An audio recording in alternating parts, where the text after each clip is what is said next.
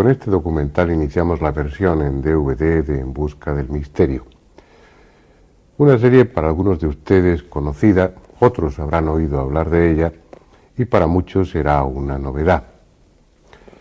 Se trata de una serie que tiene ya unos cuantos años, pero que se puede considerar como ambiciosa, hecha con una gran ilusión. Un equipo de 11 personas con 2 toneladas de material técnico recorrimos 90.000 kilómetros con solo un objetivo, ir en busca del misterio. Fueron meses intensos, repletos de anécdotas y de incidencias no siempre agradables, pero en buena medida cumplimos nuestro objetivo y pudimos ofrecer imágenes, en muchas ocasiones inéditas, que hasta entonces nunca se habían filmado. Quisiera aprovechar esta introducción para rendir un homenaje a Jorge Herrero, el que era director de fotografía de esta serie y que ya no está con nosotros. Era un magnífico profesional y una extraordinaria persona, y todos le echamos de menos. Desde aquí le dedico allá donde esté esta nueva versión de En busca del misterio. Aunque ahora se la ofrecemos en DVD, la serie fue rodada con cámaras de cine de 35 milímetros, lo que da a la imagen una textura a la que tal vez no estén acostumbrados, pero sigue siendo una filmación excelente. Este primer programa está dedicado a la soga del muerto, la liana de los espíritus, conocida también como la ayahuasca, una planta alucinógena que despierta en la mente extraordinarias capacidades. Desde la primera vez que rodé documentales en América hace más de 25 años, tenía interés en entrar en contacto con un ayahuasquero, con un chamán especializado en ceremonias y el consumo de la ayahuasca. Y no fue posible. Fue después de muchos años cuando el azar o el destino permitió que Juan José Benítez y yo entráramos en contacto con una secta que consumía colectivamente la ayahuasca. Y Juanjo, el auténtico protagonista de este capítulo, pudo experimentar en sí mismo cuáles son las capacidades, los poderes que en la mente despierta ese poderoso alucinógeno, la ayahuasca. Todo lo que van a ver es auténtico, porque lo que nos planteamos en esa serie es que ustedes, los espectadores, fueran testigos directos de lo que estaba sucediendo sin ninguna alteración más allá de las que exige el montaje. Y sin más, les dejo con la soga del muerto.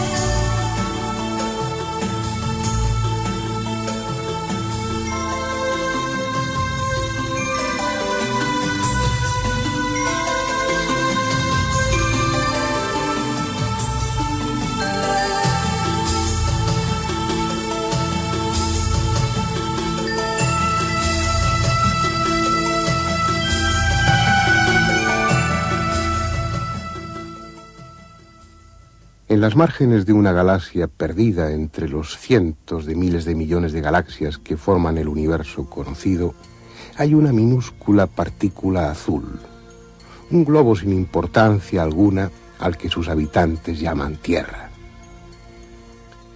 Las circunstancias hicieron del pequeño planeta un lugar privilegiado. Lentos procesos que requirieron muchos millones de años le dotaron de un material precioso, el oxígeno. Y gracias a él surgió la vida, y esa vida, estructurándose en formas cada vez más complejas, culminó con la creación de una entidad biológica inteligente que se bautizó a sí misma con el nombre de humanidad. Sin embargo, es probable que no fuera un buen negocio para el planeta azul dar ocasión a que tal especie surgiera, porque en su crecimiento incontrolado está poniendo en peligro su propia existencia y la de todos los seres vivos que con ella comparten el planeta. Ha puesto en marcha procesos cuyo alcance no puede ahora controlar. Algunos podrían provocar el fin de forma rápida y violenta. Otros siguen un camino lento pero inexorable, como el que concierne al aire mismo que respira. Con sus aviones, automóviles y fábricas, el hombre quema 40 o 50 millones de toneladas de oxígeno cada año, pero nada hace por compensar esa pérdida. Las diatomeas de los océanos fabrican el 70% del preciado oxígeno, pero el hombre está acabando con ellas al contaminar las aguas y cubrir los mares con una delgada película de hidrocarburos.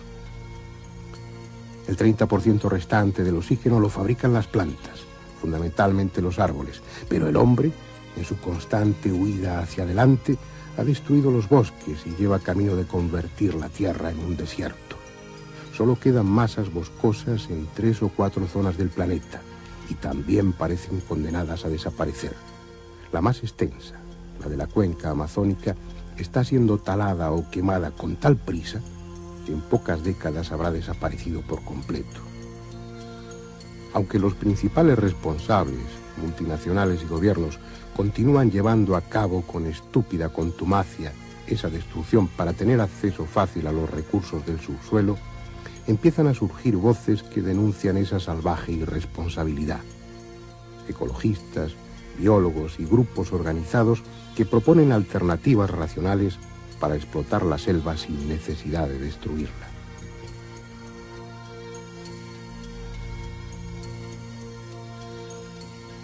Aquí, en las afueras de Río de Janeiro, junto a una autopista, está lo que podría llamarse la sucursal urbana de una comunidad que ha establecido varios pequeños pueblos en la selva, que tiene a su cargo la conservación de una amplia zona de la Amazonía y que pretende obtener recursos de los bosques sin que ello acarree su deterioro. Esa es una de las 2 razones fundamentales que dan cohesión a este grupo, a esta comunidad. De la otra razón les hablaré después. Paulo, ¿qué dimensiones tiene esta reserva en la Amazonía? Esta reserva tiene la área de 560.000 hectáreas, como 4 veces el tamaño de la Dinamarca. Será ocupada con 7 comunidades extrativistas, con 85 familias cada comunidad y 2 áreas de preservación ecológica. ¿Okay? Creo que tiene un problema grave de incendios en la Amazonía. No es mucho más que un problema, es una catástrofe de proporciones inimaginables. La Amazonía es el lugar de mayor biodiversidad en el planeta Tierra, el sitio donde es la concentración de especies es espantosa. Estos sitios preciosísimos están siendo quemados como un campo de fútbol por minuto. Un campo de fútbol por minuto están siendo completamente destruidos en la Amazonia. Creo que el satélite Meteosat dio una información importante el año pasado. Sí, el año pasado hubo 2 informaciones muy importantes. Una fue del satélite que detectó 170.000 puentes de fuego en la Amazonia. Y la otra fue una fotografía tirada por astronautas de la Discovery, que fotografaron una nube de fumaza cubriendo 2 millones de kilómetros cuadrados en la Amazonia. ¿Entiendes? Fuegos provocados criminosamente, en nombre del progreso, en nombre del desenvolvimiento que eso apenas está trayendo la destrucción del último gran pedazo de selva en el mundo. Y nosotros que somos el pueblo de la selva, tenemos las soluciones. ¿Cuáles son esas soluciones? ¿Qué hace la reserva de Mapiá? La solución para ser real, legítima, tiene que atender 3 niveles. El nivel ecológico, el nivel social y el nivel económico. Entonces, si podemos vivir de la forma extractiva, donde colhemos el producto de la selva sin destruir una única árbol. Eso significa extractiva. Sí. No lastimar la naturaleza. Absolutamente, ¿entiendes? Y tener productos como óleos vegetales, gomas, castañas, perfumes, tés, as más de 200 productos que se puede sacar de la selva sin destruirla y proteger su fauna también. Eso es lo que estáis haciendo ahora en Mapiá. Estamos empezando a hacer porque recibimos esta tierra del gobierno brasileño como a cerca de 3 a 4 meses, ¿entiendes? ¿Cuántas familias viven en la reserva? ¿Y son indígenas todas ellas? Somos cerca de 6.000 a 7.000 personas. Nós somos descendentes de antiguos inmigrantes europeos que fueron para la selva para hacer el trabajo de la seringuera, que es coger la goma de los árboles. La otra razón que mantiene unido a este grupo de personas es esta liana, la ayahuasca, una palabra quechua que puede traducirse por la soga del muerto o la liana de los espíritus. Una liana, una planta utilizada por todos los hechiceros de la selva amazónica, la más fuerte, la más poderosa y la más temida de las plantas que los chamanes tienen a su alcance. Recibe diferentes nombres según la zona del Amazonas en la que se encuentre, pero para los botánicos tiene uno, Banisterium caapi, una planta, una malpigiácea no bien conocida en sus componentes, rica en alcaloides que actúan directamente sobre el cerebro, produciendo unas consecuencias sorprendentes. Uno de esos alcaloides, aislado en la Universidad de Harvard, recibió el nombre de telepatina precisamente por eso, por su poder de despertar en la mente del hombre la capacidad telepática. Pero son otras muchas sus cualidades, son otros muchos sus efectos. Permite alcanzar otros niveles de conciencia, permite comunicarse con otras esferas, con otro mundo, con el mundo de los espíritus, permite proyectarse astralmente, favorece la clarividencia. Al fin y al cabo es lo que se cuenta de ella, y después lo comprobaremos. Pero ahora voy a explicarles por qué esta liana tiene relación con la comunidad. Es una historia que empieza hace casi 60 años. Por entonces, Raimundo Ireneo Serra, un bracero encargado de abrir camino en la selva para que los topógrafos realizasen su labor, tuvo una extraña experiencia. Se encontraban en la zona de Brasil que linda con Perú y con Bolivia, formando parte de una comisión gubernamental encargada precisamente de delimitar las fronteras con esos países. Y estando en ese lugar y en ese tiempo, recibió la ayahuasca de manos de los indios peruanos. La consumió y en su trance vio a una mujer de resplandeciente belleza que dijo ser la reina de la floresta y que él identificó con la Virgen de la Concepción.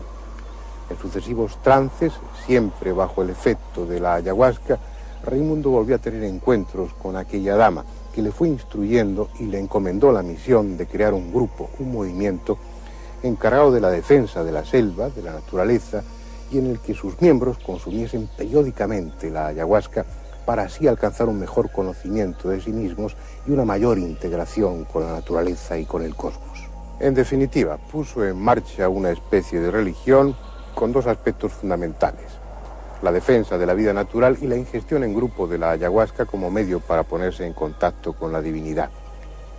Sin unas reglas demasiado precisas y con ceremonias marcadas por el sincretismo en las que se mezcla lo indígena, lo africano y lo cristiano, los miembros del Alto Santo, que es como se llama esta comunidad, se reúnen periódicamente para consumir el Santo Daime, nombre que ellos dan a la ayahuasca por indicación de aquella visión, y la toman mezclada con las hojas de esta otra planta, la Cichotria viridis, también rica en alcaloides que actúan sobre el cerebro. Juntas se potencian sus efectos y constituyen una especie de mezcla explosiva que coloca a aquel que la toma en las fronteras de otro mundo, en los límites de otra realidad que es inalcanzable por los sentidos ordinarios. Para su preparación, la liana, una vez troceada, es machacada con mazos de madera hasta deshacerla. Después se coloca en grandes recipientes, alternando una capa de ayahuasca con otra de hojas de cichotria, y se le añade agua. Durante largas horas el fuego permanecerá encendido. La mezcla ha de cocer hasta que los 60 litros iniciales de agua contenidos en cada perol se queden reducidos a 20 de un líquido espeso y oscuro. Cuando se enfríe, podrá ya ser tomado o conservarse para otra ocasión, porque mantiene sus propiedades durante años, a condición de que el recipiente esté herméticamente cerrado y no contenga aire, para impedir así su fermentación.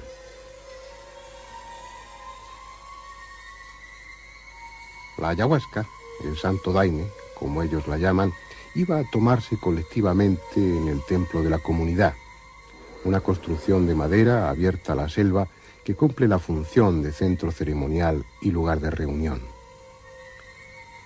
Presidiendo la mesa, el emblema de Alto Santo, una cruz de Caravaca en la que se integra la estrella de David.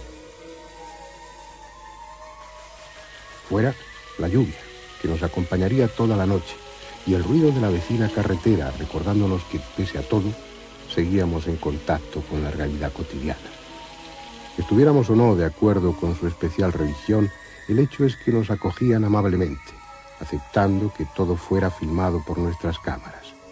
En consecuencia, asumimos sus reglas y en todo momento tratamos de integrarnos en el grupo, haciendo lo que los demás hacían. Ellos consideran su doctrina como fruto de una revelación, y están en su derecho. Pero llegado el momento de revestir a sus ceremonias de alguna solemnidad, no tienen inconveniente en imitar actitudes propias de la liturgia católica, lo que no deja de ser pintoresco para un observador imparcial. De todas formas, participamos en todo ello como huéspedes respetuosos. Al fin y al cabo, era el camino a nuestro alcance para tomar la ayahuasca y experimentar sus efectos, de los que tanto habíamos oído hablar. En nombre del Pai,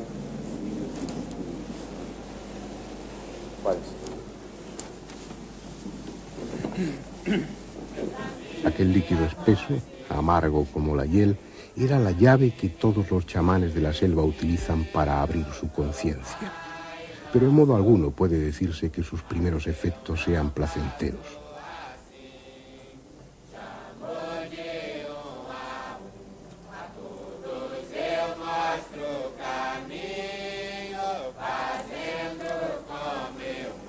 A los pocos minutos de la primera toma ya experimentábamos violentas náuseas. No éramos los únicos. Como fondo a las canciones, pronto empezó a oírse el menos armonioso sonido de las arcadas que algunos no podían evitar.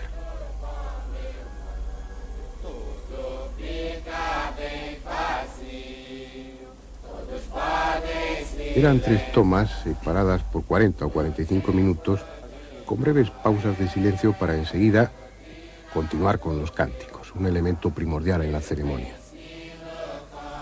Son canciones doctrinarias en las que se recoge la enseñanza del santo daime, la filosofía de esta nueva religión. En sus letras hay de todo, pero fundamentalmente se ensalza la naturaleza, el pacifismo, la armonía, con continuas referencias al Padre, a la Virgen, a Jesús y al santo daime. Suenan a himno dominical y a canción de excursionistas, pero bajo su aparente ingenuidad ocultan una carga tendenciosa considerable y conducen el efecto de la ayahuasca en los participantes por el camino conveniente. Para nosotros eran más un estorbo que una ayuda.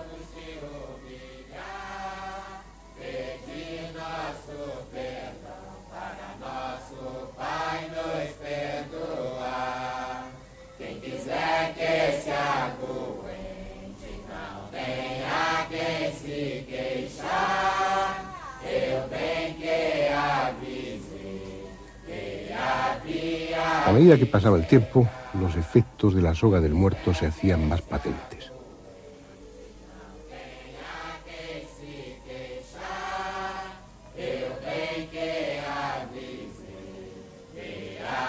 Las náuseas eran más tolerables y ante los ojos cerrados se formaban imágenes abstractas llenas de colorido, pero desconcertantemente vivas, dotadas de intención. Eran los sentimientos que tomaban forma. Unas veces como agudas espinas, otras como tejidos palpitantes de color anaranjado y consistencia de terciopelo.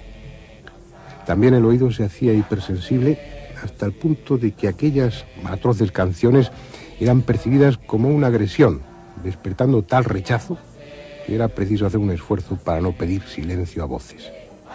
Empezaba a sentirme francamente a disgusto en aquel ambiente. Por otra parte, mi razón se enfrentaba a los efectos psíquicos de la ayahuasca, que ya se hacían notar. Intuía que en unos instantes perdería el control de los pensamientos. No había angustia alguna, Simplemente era cuestión de elegir entre resistir o abandonarse al santo daime. Experimentaba un profundo rechazo hacia Paolo, el oficiante de aquella ceremonia, y todo lo que él representaba. No quería seguir y no seguir. El que sí siguió fue Juanjo. Él había decidido llevar a cabo varios experimentos bajo el efecto de la ayahuasca, y los que conocemos bien al periodista Navarro sabemos que es tan curioso como tenaz. Ni el ambiente tendencioso, ni las irritantes canciones fueron suficiente obstáculo para impedirle lograr su objetivo. Debo aclarar que, en primer lugar, esta experiencia ha tenido un carácter puramente de curiosidad periodística, por lo menos en mi caso. Creo que merecía la pena, y aunque la primera hora y media, prácticamente las 2 primeras horas, resultaron muy desagradables, muy violentas, la primera toma yo sentí como se me rompía algo dentro, era una sensación profundamente amarga, como si el estómago se revelara. La segunda toma de esta sustancia, de esta hierba, fue algo más pacífica en su ingesta. Sin embargo, empezaron los síntomas más claros de vómitos, de náuseas, una situación tremendamente dolorosa, muy difícil, que yo pensé que iba a terminar con la experiencia. Supongo que por un cierto esfuerzo mental pude resistir, tomé la tercera toma y empezó a obrarse un extraño milagro. Ese malestar general, esa situación de frío interior, de situación de confusión, de dolor permanente de estómago y de un curioso pinzamiento en la parte central, entre los ojos, de calor, de fuego, a cada una de las tomas, le sucedió algo muy difícil de explicar, pero muy apacible, una sensación de salir del cuerpo, de algo que en los términos esotéricos y paranormales es muy bien conocido como viaje quizás astral, como proyección astral. Y en esa situación, en esa negrura, en ese vuelo increíble, apasionante, lleno absolutamente de libertad, sin peso, de repente descubro las costas de la península ibérica, con las luces en esa noche, supongo que de Lisboa, identifico las márgenes iluminadas del Tajo, desciendo de nivel como si fuera un pájaro a una enorme velocidad y me sitúo en el centro de España y voy volando hacia el norte porque unas horas antes de la realización de esta experiencia yo había tenido la precaución, quizás dentro del pragmatismo que creo que me identifica bastante en estos experimentos, de llamar telefónicamente a una persona para que en esa noche justo de la toma de la ayahuasca, esta persona en casa colocara en una determinada habitación en el suelo un objeto que yo no debía conocer hasta después de realizada la experiencia.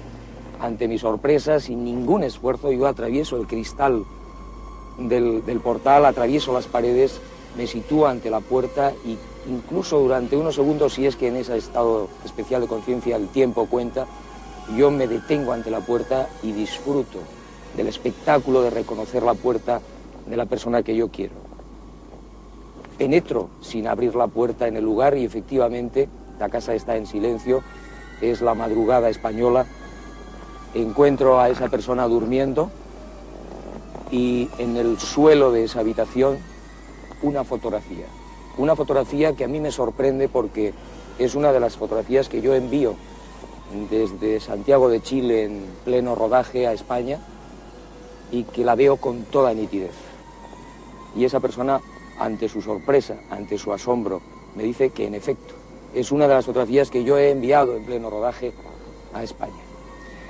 Continúa la experiencia y, digamos, en cooperación con uno de los compañeros del rodaje, yo paso, entre comillas, en ese vuelo maravilloso, fascinante, ingrávido, casi de cristal por Madrid, penetro en una casa que jamás he visto, que nunca he conocido, y descubro en las paredes, en la casa, una serie de cosas que yo ignoraba en absoluto y que después a ese compañero del rodaje yo transmito cuando se ha terminado la experiencia y este hombre ratifica plenamente que efectivamente esas cosas están ahí.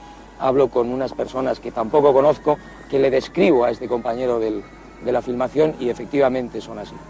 Y por último, dentro de estas experiencias absolutamente increíbles, alucinantes, yo tenía un deseo personal, muy íntimo. Yo he escrito bastante y tengo una gran afinidad por Jesús de Nazaret. Me había propuesto antes de la toma de la ayahuasca, si fuera posible, ver a Jesús de Nazaret. Yo me lo imagino, por supuesto, de una manera, pero quería tener una cierta gracia de ver a este maravilloso personaje. Me veo volando hacia las estrellas, abandono casi la atmósfera y me encuentro con una poderosa luz que yo identifico con un ovni, pero no me dejan entrar. Quedo detenido a una cierta distancia de esa poderosísima luz, brillante como un arco voltaico, y empieza a descender, a salir de ese lugar una cadena de personas, de personajes, que casi no me da tiempo a identificar.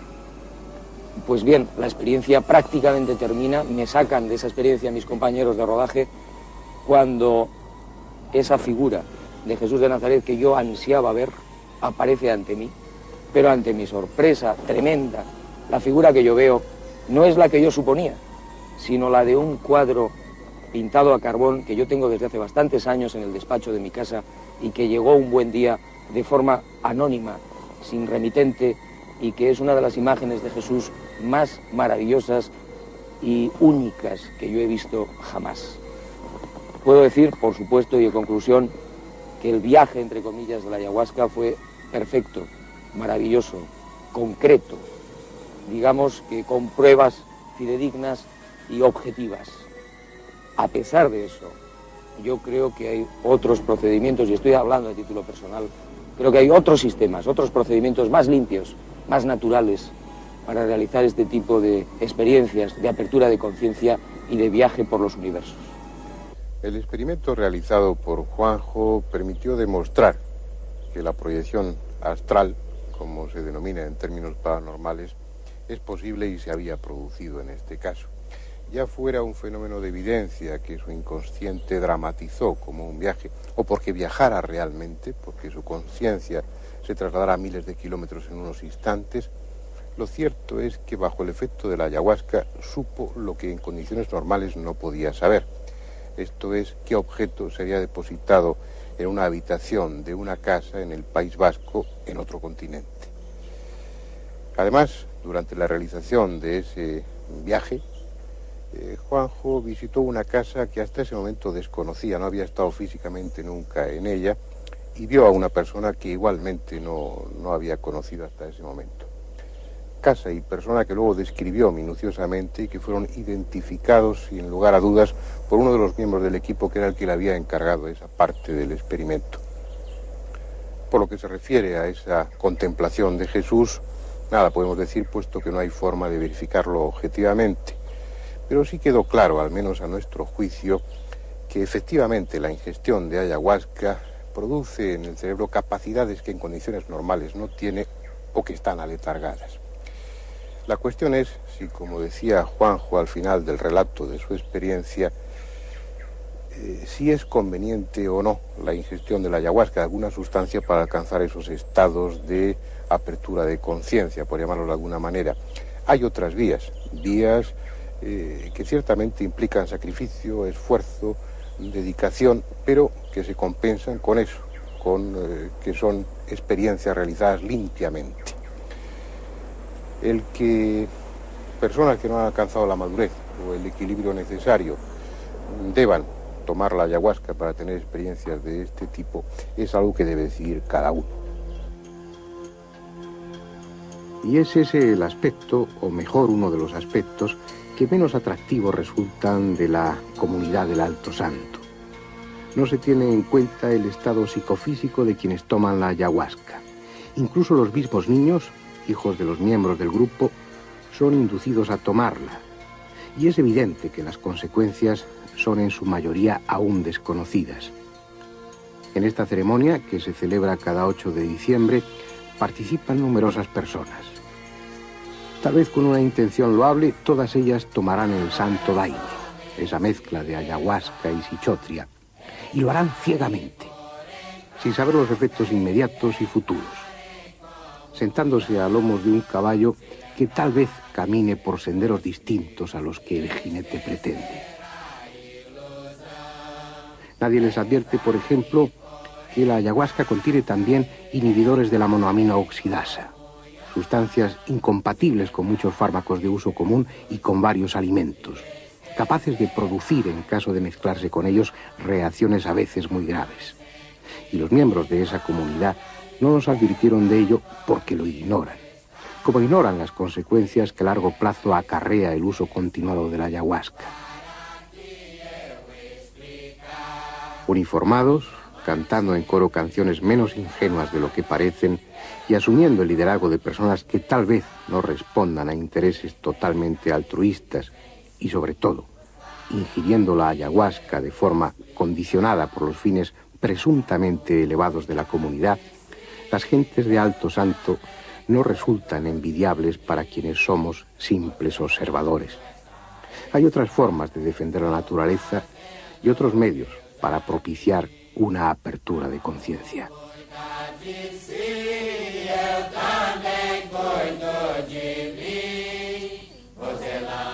Allá lejos, en la selva profunda de Brasil, de Perú o de Bolivia, algún ayahuasquero estará cociendo en este momento la soga del muerto.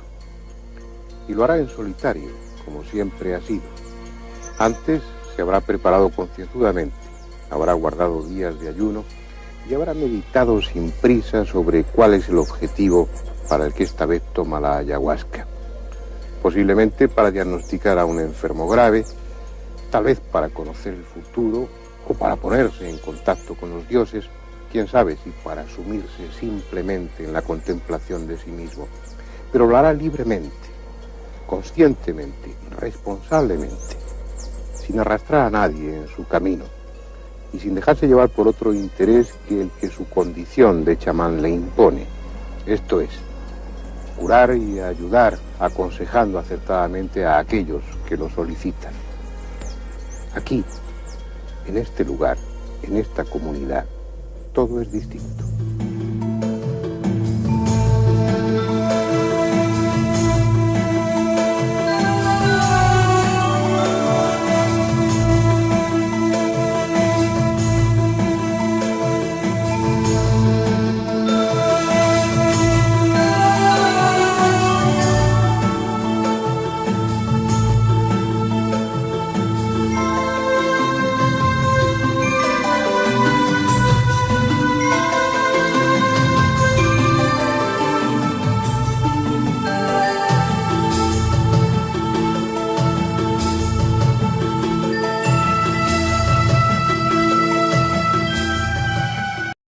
Una filmación excelente. Este primer programa está dedicado a la soga del muerto, la liana de los espíritus, conocida también como la ayahuasca, una planta alucinógena que despierta en la mente extraordinarias capacidades. Desde la primera vez que rodé documentales en América hace más de 25 años, tenía interés en entrar en contacto con un ayahuasquero, con un chamán especializado en ceremonias y el consumo de la ayahuasca. Y no fue posible. Fue después de muchos años cuando el azar o el destino permitió que Juan José Benítez y yo entráramos en contacto con nuestro objetivo y pudimos ofrecer imágenes en muchas ocasiones inéditas que hasta entonces nunca se habían filmado. Quisiera aprovechar esta introducción para rendir un homenaje a Jorge Herrero, el que era director de fotografía de esta serie y que ya no está con nosotros. Era un magnífico profesional y una extraordinaria persona, y todos le echamos de menos.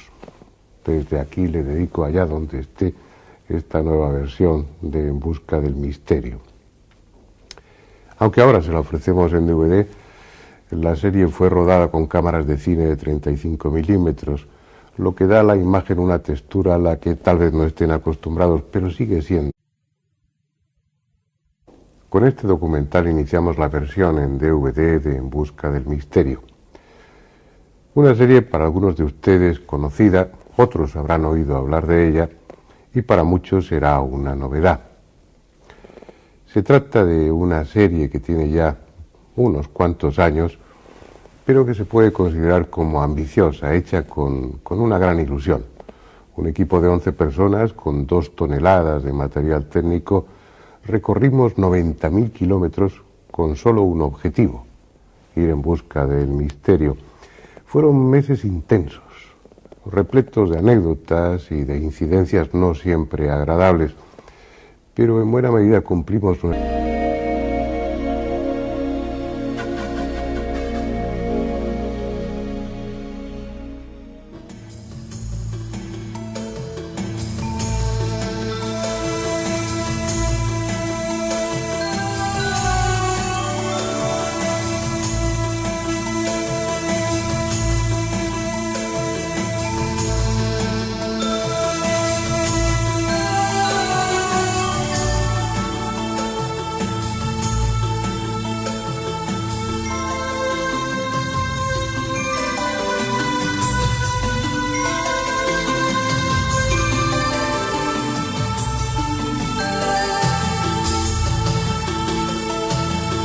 con una secta que consumía colectivamente la ayahuasca. Y Juanjo, el auténtico protagonista de este capítulo, pudo experimentar en sí mismo cuáles son las capacidades, los poderes que en la mente despierta ese poderoso alucinógeno, la ayahuasca. Todo lo que van a ver es auténtico, porque lo que nos planteamos en esa serie es que ustedes, los espectadores, fueran testigos directos de lo que estaba sucediendo, sin ninguna alteración más allá de las que exige el montaje.